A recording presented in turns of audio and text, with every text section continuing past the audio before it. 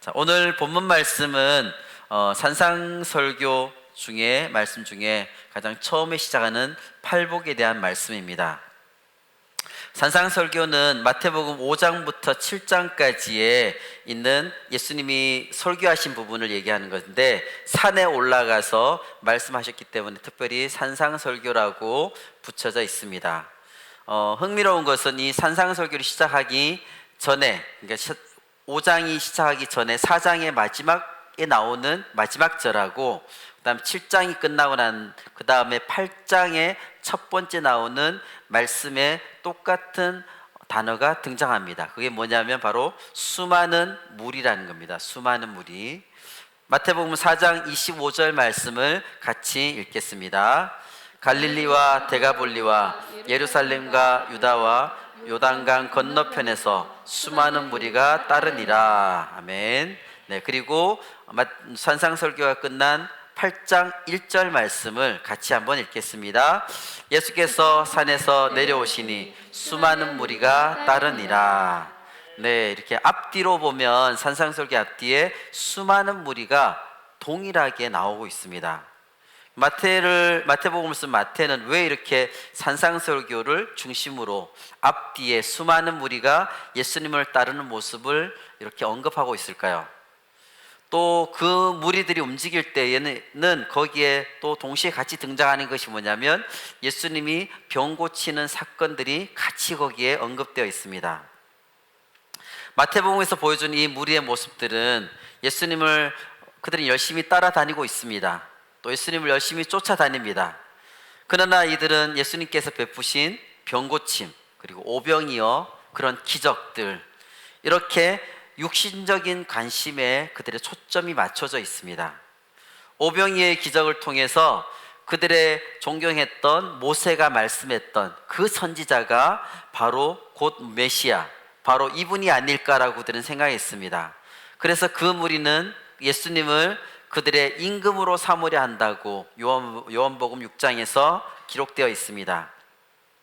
이 무리들이 예수님을 임금으로 삼으려는 의도는 예수님이 모든 세상을 다스리는 하나님이시기 때문에 예수님을 임금으로 삼으려는 것이 아니라 예수님이 가진 능력, 또 기적을 베푸는 그런 능력과 힘, 이런 것들이 모세가 애굽에서 자기의 백성을 출애굽시켰듯이 예수님의 그런 힘이 있다면, 그 선지자라고 한다면 우리를 로마의 압제로부터 분명히 조국 이스라엘을 해방시켜 줄 수 있을 거라고 하는 정치적인 메시아로 생각해서 예수님을 임금으로 삼으려고 했던 것입니다.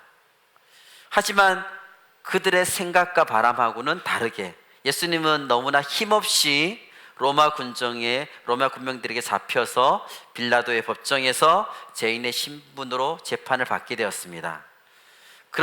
그렇게 되었더니 그 무리들은 돌아서서 예수님을 십자가에 못 박으라고 소리쳤습니다. 예수님께서 십자가에 못 박히시자 무리는 또 자기 자신을 먼저 구원하라고 조롱하기까지 했습니다. 이것이 바로 무리의 모습입니다. 결국 마태복음이 보여주는 무리란 예수님의 말씀을 듣기는 듣습니다. 또 능력을 체험하기는 체험합니다. 따르긴 따릅니다. 쫓기는 열심히 쫓아다닙니다. 그러나 그 목적은 예수님의 능력과 힘을 통해서 이 세상에서 자신의 육체적인 만족을, 유익을 채우는 것이 그들의 목적이었습니다.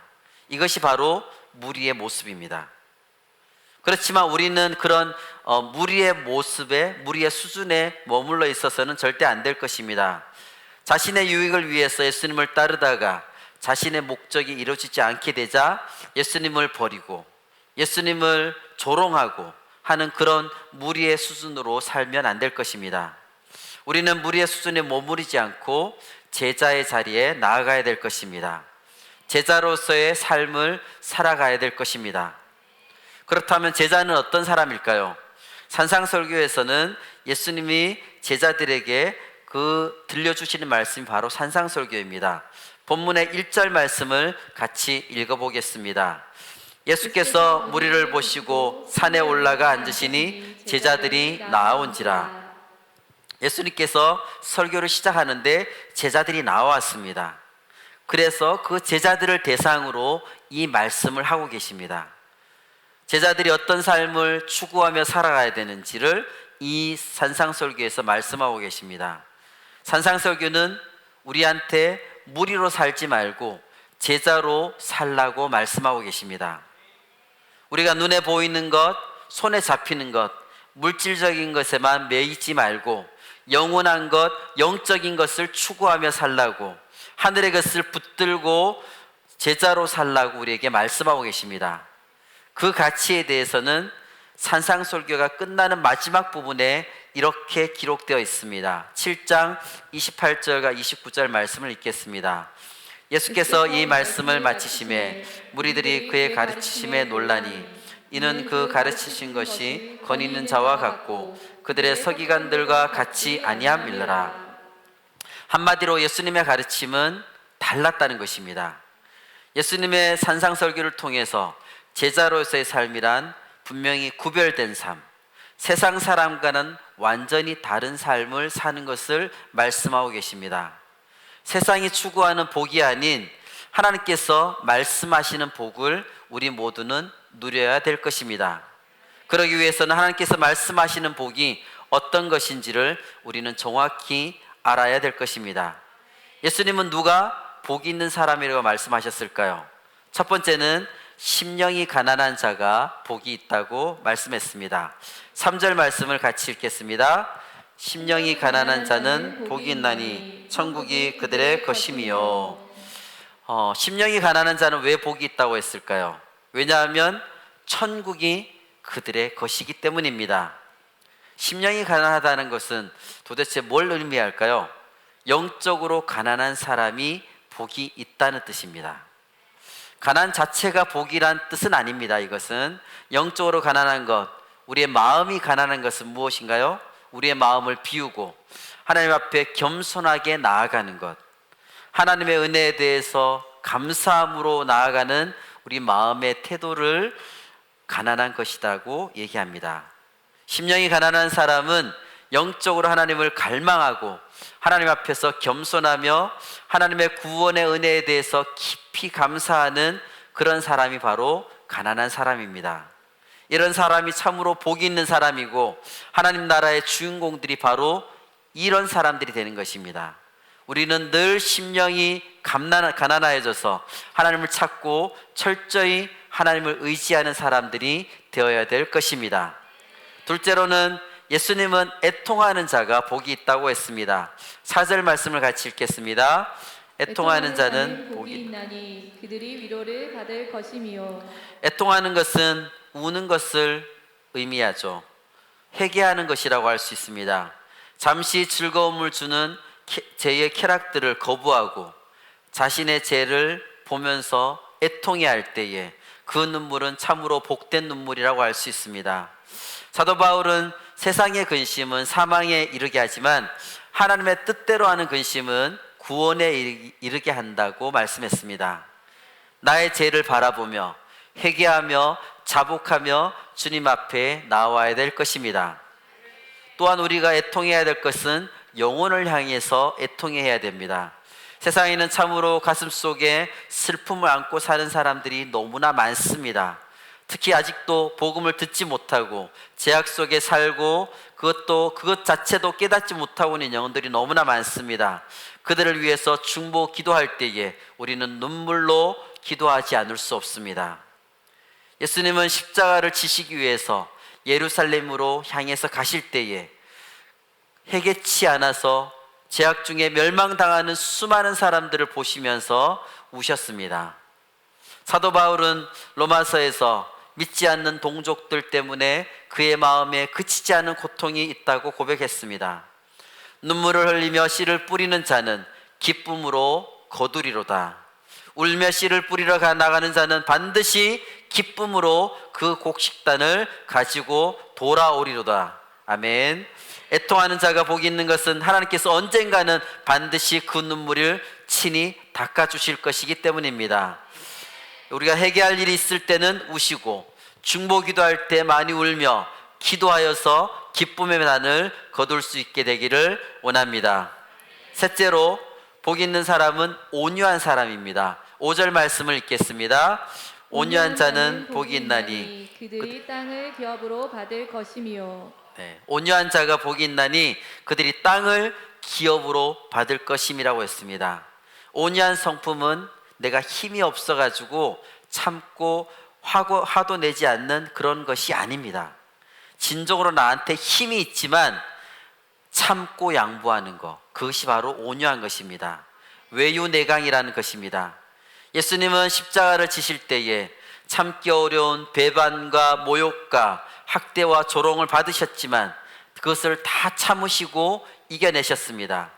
아버지여 저들의 죄를 사하여 주시옵소서. 자기들이 하는 것을 알지 못한다라고 기도하며 온유의 모범을 우리에게 보이셨습니다. 시편 37편에서는 악을 행하는 자는 잠깐 잘 되는 것 같지만 결국에는 풀과 같이 속히 배임을 받게 될 것이라고 했습니다. 그러나 여호와를 의뢰하며 선을 행하는 사람은, 즉 온유한 사람은 땅에 머무는 동안에 하나님께서 친히 돌봐주신다라고 했습니다. 넷째로 누가 복이 있는 사람일까요? 의에 줄이고 목마른 자가 그런 사람입니다. 6절 말씀을 같이 읽겠습니다. 의에 줄이고 목마른 자는 복이 있나니 그들이 배부를 것이며, 즉 하나님으로 인해서 참된 만족을 누리게 된다는 것입니다. 먼저 그의 나라와 그의 의를 구하는 사람은 무엇을 먹을까, 무엇을 마실까, 무엇을 입을까 걱정하지 않아도 하나님께서 먹여주시고 입혀주신다라고 말씀해 주셨습니다. 요한복음 4장에 나오는 사마리아 여인은 세상적인 것에 너무나 목말라 했던 사람이었습니다. 채워도 채워지려고 해도 채워지지 않는 그 갈증 때문에 여러 번 결혼도 해봤습니다. 그러나 그 어떤 것으로도 그 갈증을 채울 수가 없었습니다. 그러나 의가 되신 예수님을 만났을 때에 그 목마름은 단번에 해결되었습니다. 삭개오도 마찬가지입니다. 세리 마태도 마찬가지입니다. 돈으로 채워지지 않았던 공허함들이 예수님에 인해서 채워지게 되었습니다. 우리 안에 있는 공허함들은 참된 의가 되신 예수 그리스도를 만나야지만 채워질 수가 있습니다. 의에 줄이고 목마른 자가 복이 있습니다. 다섯째로는 긍휼히 여기는 자가 복이 있습니다. 7절 말씀을 같이 읽겠습니다. 긍휼히 여기는 자는 복이 있나니 그들이 긍휼히 여김을 받을 것이미요. 그들은 긍휼히 여김을 받게 되기 때문에 복이 있다고 했습니다. 죄인이 인간으로서 하나님께 긍휼히 여김을 받는다는 것은 얼마나 중요할까요? 하나님의 자비와 긍휼이 없다면 누가 감히 하나님 앞에 당당히 설 수 있을까요? 그건 도저히 불가능한 일입니다. 예수님의 십자가에 하나님의 자비하심이 그대로 나타나 있습니다. 죄 없이 신 예수님이 죄인들을 대신해서 십자가를 지셨습니다. 그리고 누구든지 예수 그리스도를 믿는 자마다 의롭다 하시고 모든 것을 용서해 주셨습니다. 그런데 하나님의 긍휼과 자비에는, 긍휼과 자비를 받은 사람에게는 반드시 하나님께서 책임을 묻습니다. 받은 만큼 돌려줘야 된다는 것입니다. 하나님의 긍휼과 자비를 경험한 사람은 이제 다른 사람들에게 그 긍휼과 자비를 베풀어야 하는 것입니다. 예수님의 1만 달란트와 100데나리온 빚진 사람 이야기를 우리가 기억할 필요가 있습니다.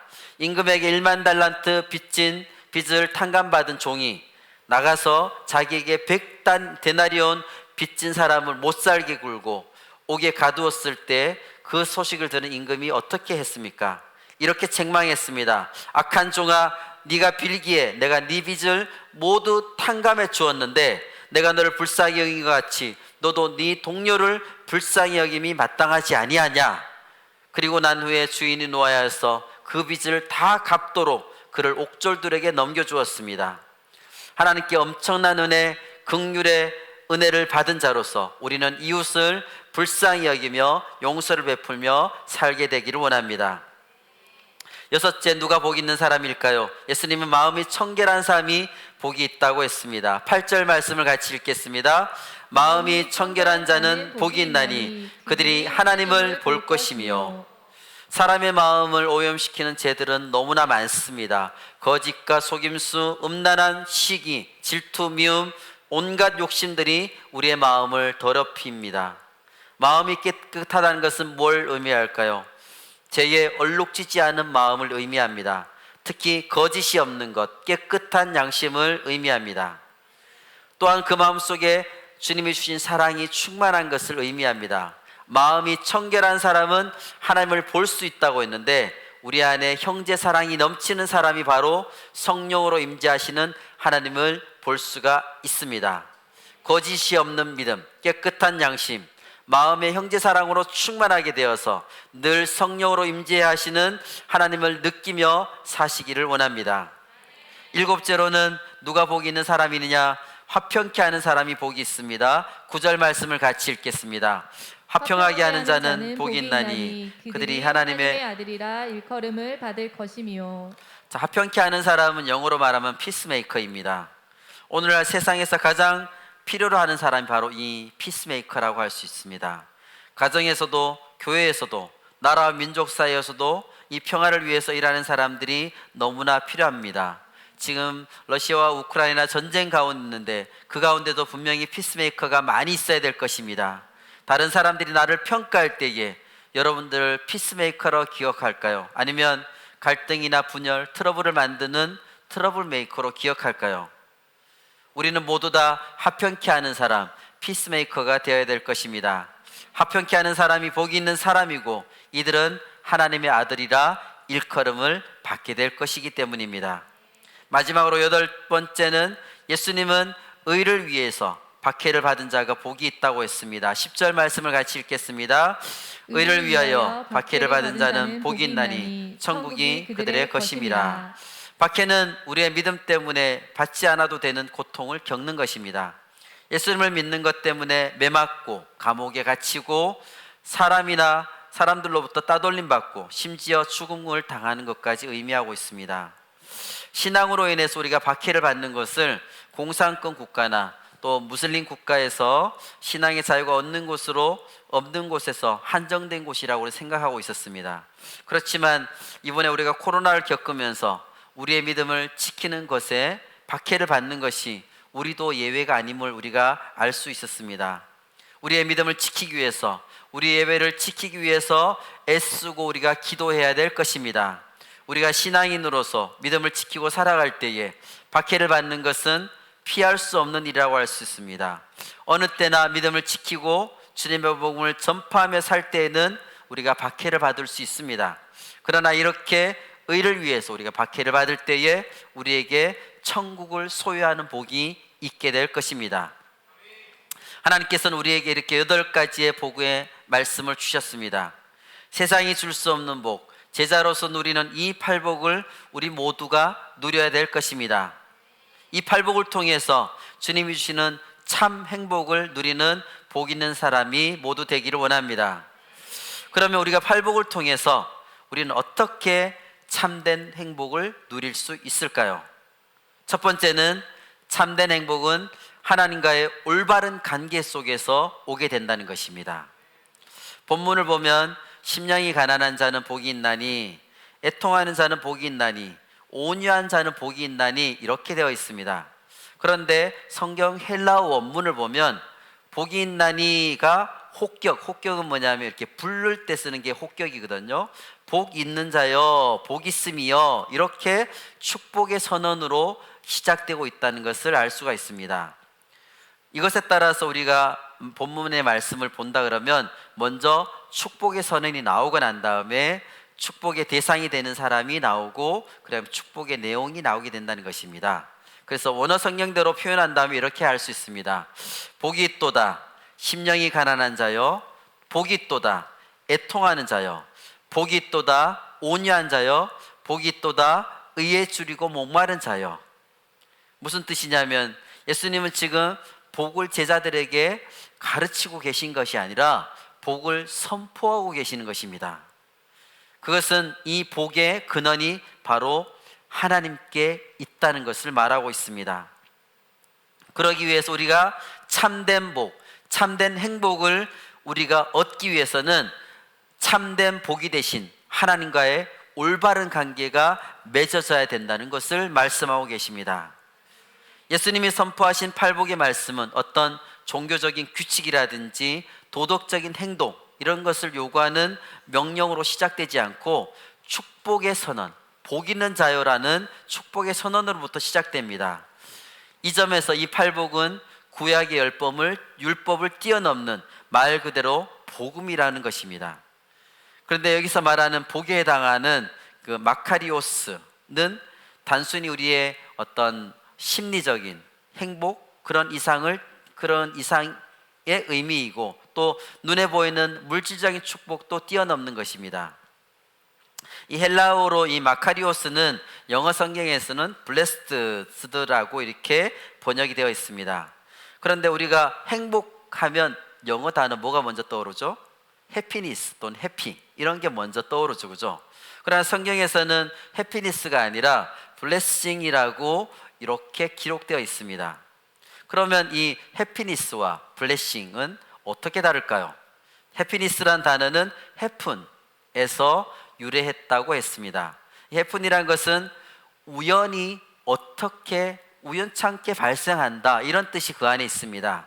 그래서 이 해피니스라는 건, 행복이라는 것은 어떤 우연이 생겼다는 그런 우연의 선물이라고 말할 수 있는 것입니다. 그렇지만 성경에서는 이 해피니스를 쓰지 않습니다. 해피니스가 아니라 블레싱입니다. 그래서 이 성경의 영향을 받아서 영미권의 사람들이 만났을 때 뭐라고 얘기하냐면 God bless you라고 얘기를 하고 있습니다. 이 블레싱이라는 단어는 원래 blood라는 이 명사에서부터 유래된 것입니다. 피를 얘기하고 있습니다. 이 단어는 원래 피의 제사를 뜻하는 말에서부터 유래가 된 것입니다. 구약에 보면 동물을 잡아서 피의 제사를 바친 일이 많았습니다. 이렇게 제사를 드리는 가장 중요한 이유가 무엇이냐면, 이 동물의 피 흘림을 통해서 우리의 죄가 용서받게 되는 것이고, 그리고 하나님과 우리 사이에 죄로 인해서 막혔던 것이 이 동물의 피로 인해서 깨끗함을 받게 되고 하나님과의 관계가 다시 회복된다는 뜻이 그 안에 있습니다. 이것이 바로 구약의 피 제사가 지향하는 가장 중요한 초점입니다. 그러므로 이 블레싱이라는 단어의 배후에는 하나님과의 올바른 관계라는 것이 전제되어 있다는 것입니다. 2000년 전에 예수님이 이 땅에 오셔서 우리의 죄를 짊어지고 십자가에서 왜 돌아가셨을까요? 저와 여러분이 제사함을 받고 하나님과의 바른 관계 속에서 새로운 인생을 시작하도록 하기 위함이었습니다. 그런데 오늘 우리가 이 팔복의 내용을 살펴보면 이 팔복의 모든 내용들이 하나님과의 바른 관계를 전제로 하고 있다는 것을 알 수가 있습니다.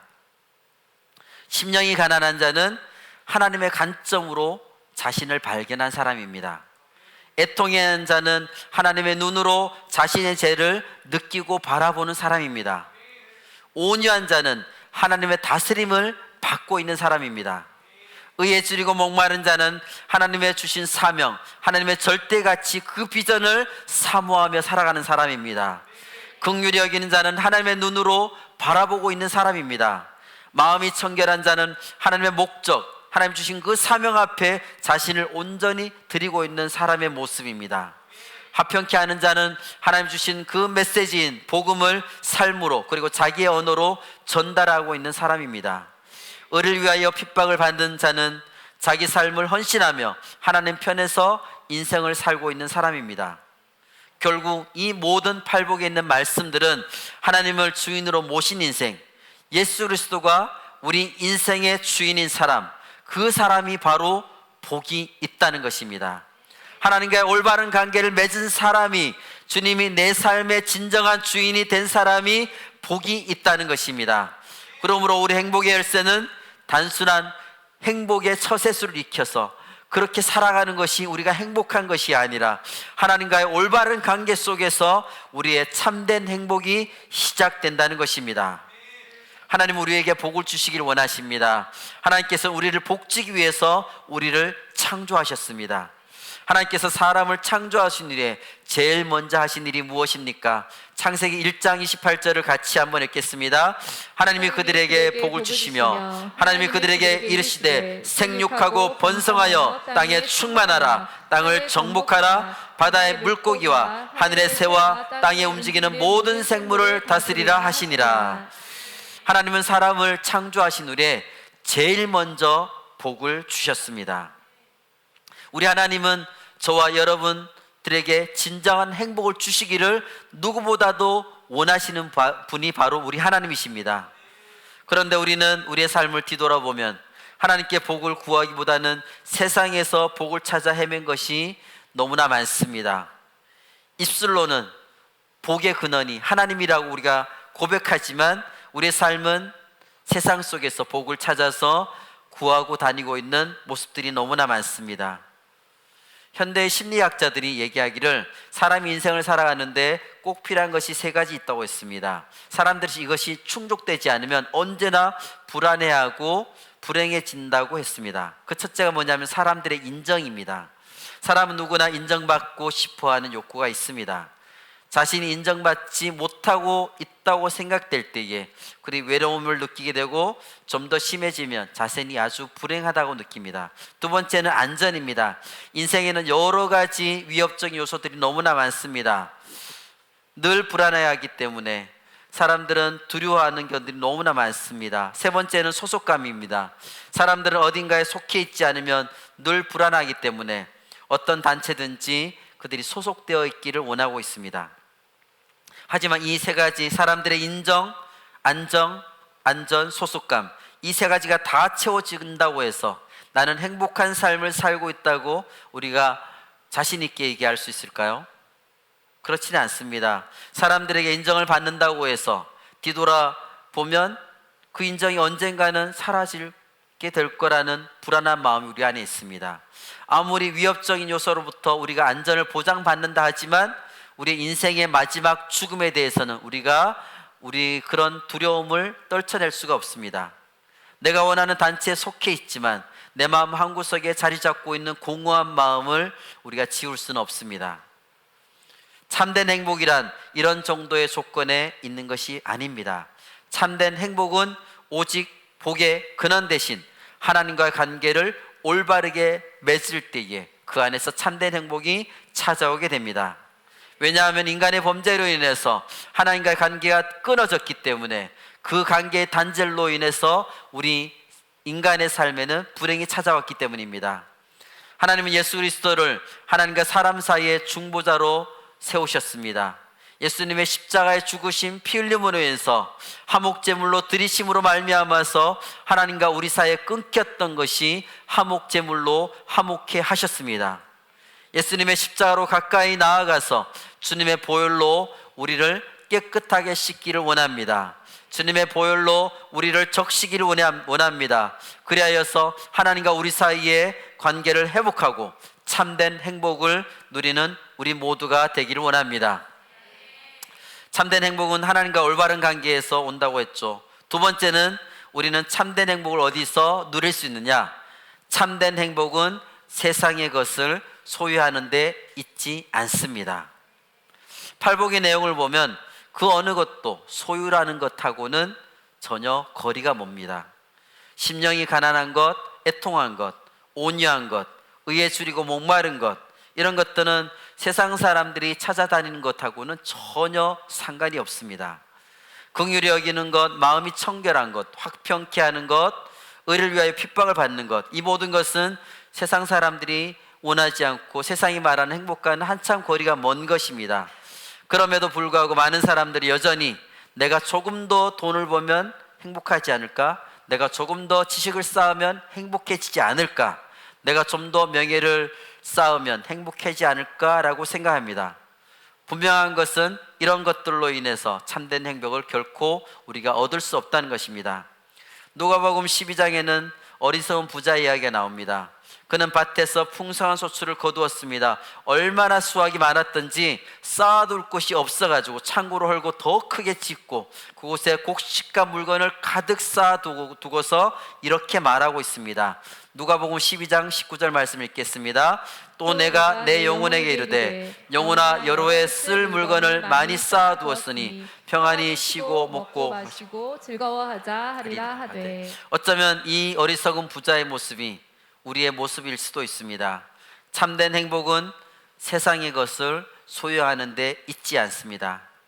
주님이 말씀하시는 복 있는 자는 심령이 가난한 자입니다. 심령이 가난한 자는 이 세상의 모든 소망을 끊어버리고 오직 하나님으로부터 오는 은혜와 자비를 바라보는 것입니다. 그 하나님의 은혜와 자비로 자기를 채우기를 원하는 사람입니다. 그는 자기의 모든 것을 포기한 겸손한 사람입니다. 그는 세상의 것을 소유하는데 연연히 하지 않습니다. 주님이 말씀은 참 행복은 애통해하는 자의 것입니다. 자신이 지은 죄에 대해서 철저하게 회개하고 애통할 때에 하나님 주시는 용서를 확신하게 됩니다. 하나님의 용서를 받게 되면 우리는 진정한 위로를 받게 될 것입니다. 그는 세상의 것을 소유하는 것과는 전혀 거리가 먼 사람입니다. 주님은 온유한 자가 복 있는 자라고 했습니다. 온유한 자는 외부에서 오는 억압과 고난에 대해서 거칠게 반발하거나 인간의 힘으로 해결하기 위해서 결사적으로 대항하는 것이 아니라 상대방에 대한 미움, 복수심 이런 것을 벗어나서 모든 것을 하나님께 맡기고 영적인 평안함을 유지하는 것입니다.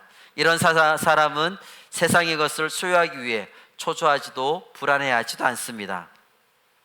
사람들은 더 많은 것을 소유하기 위해서 열심히 일하고 그 소유를 통해서 행복을 누리고자 합니다. 나는 아니겠지 라고 생각할 수도 있지만 실제 우리의 삶을 돌아보면 우리가 소유를 통해서 행복을 추구하는 것들이 너무나 많습니다. 우리가 자녀들에게 제일 많이 하는 말이 뭐죠? 공부 좀 해라. 그러면서 덧붙이는 말이 다 너를 위해서 하는 말이다. 다 너 잘 되려고 하는 말이지. 이렇게 얘기합니다. 도대체 잘 되는 것이 뭘까요? 사회에서 출세하는 것, 좋은 직장을 가지는 것, 유명해지는 것, 이 모든 것들이 소유하는 것하고 관련이 되어 있습니다. 이 모든 것들이 필요한 것이지만 거기에서 우리가 참된 행복을 찾을 수는 없습니다. 물질과 소유가 우리에게 줄 수 있는 것은 편안함입니다. 넓은 집 있으면 편안하죠. 좋은 자동차, 이런 것들이 우리의 삶을 편하게 만들어줍니다. 그러나 물질은 우리에게 편안을 줄 수는 있지만 참된 샬롬, 평안을 줄 수는 없습니다. 편안한 것이 참된 행복이 될 수는 없다는 것입니다. 예수님께서 이렇게 말씀하셨습니다. 요한복음 14장 27절을 같이 읽겠습니다. 평안을 너희에게 끼치노니 곧 나의 평안을 너희에게 주노라. 내가 너희에게 주는 것은 세상이 주는 것과 같지 아니하리라. 너희는 마음에 근심하지도 말고 두려워하지도 말라. 네, 세상의 것을 소유하여 얻는 거짓된 행복이 아닌 주님이 주시는 평안을 믿음으로 받아서 참된 행복을 우리 모두가 누리시길 원합니다. 우리가 참된 행복을 누리기 위해서는 첫 번째, 하나님과 올바른 관계를 맺는 것이 중요한 것이고, 두 번째는 세상의 것을 소유하는 것으로 우리의 행복을 찾으면 안 된다고 했습니다. 그러면 세 번째는 무엇이냐?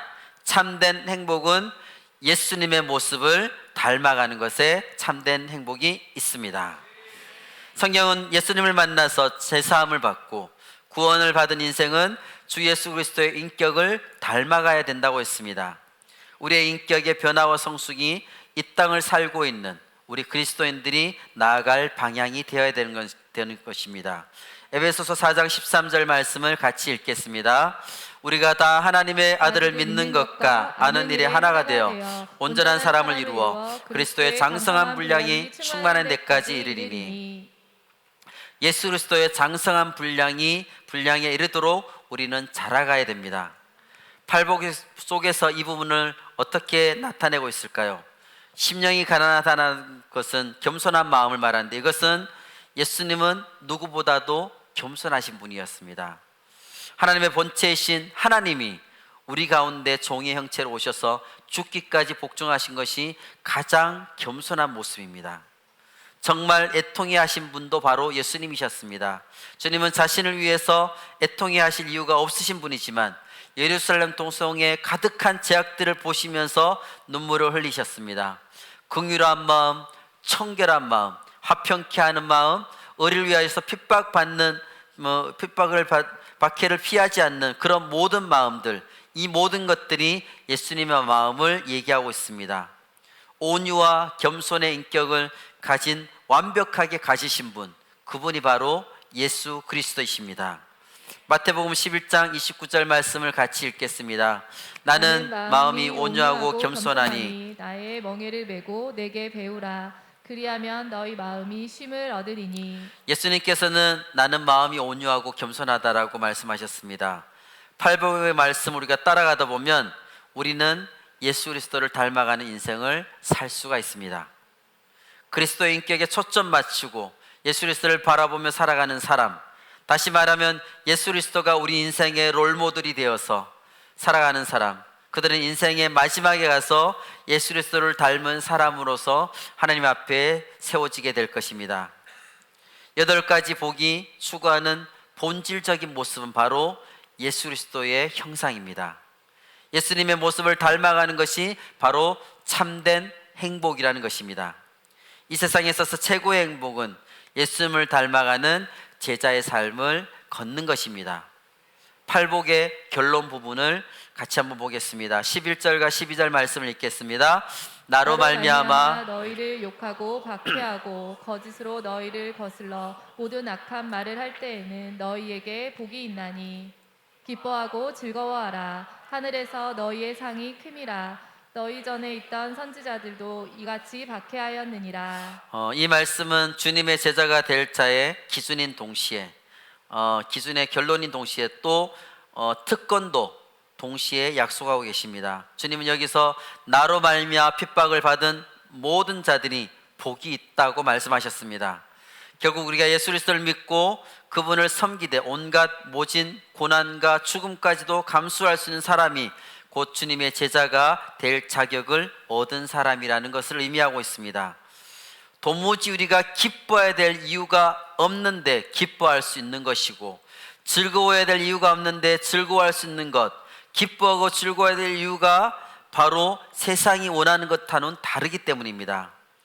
팔복 이후에 계속해서 나오는 산상설교 가운데서 나타난 모든 내용들은 세상 사람들이 사는 원리하고는 전혀 다릅니다. 그런데 제자는 그 예수님의 그 말씀을 붙들고 그것을 기준으로 삼아서 살아야 되는 것이 바로 제자의 삶입니다. 그런데 그렇게 사는 제자의 수는 적다라고 했습니다. 마태복음 7장 13절 14절 말씀을 같이 읽겠습니다. 좁은 문으로 들어가라. 멸망으로 인도하는 문은 크고 그 길이 넓어 그리로 들어가는 자가 많고 생명으로 인도하는 문은 좁고 길이 협착하여 찾는 자가 적음이라. 제자로서 가야 할 길이 좁고 험하기 때문에 찾는 자가 적다라고 했습니다. 그러나 그렇게 가는 길이 바로 제자의 길이고 생명의 길이라고 말씀하십니다. 우리가 무리로 살아갈 때는 너무나 편하고 쉽고 또 그것이 세상의 흐름을 따라가는 것이기 때문에 어려울 것이 없습니다. 바울은 이렇게 말하고 있습니다. 로마서 12장 2절 말씀을 같이 읽겠습니다.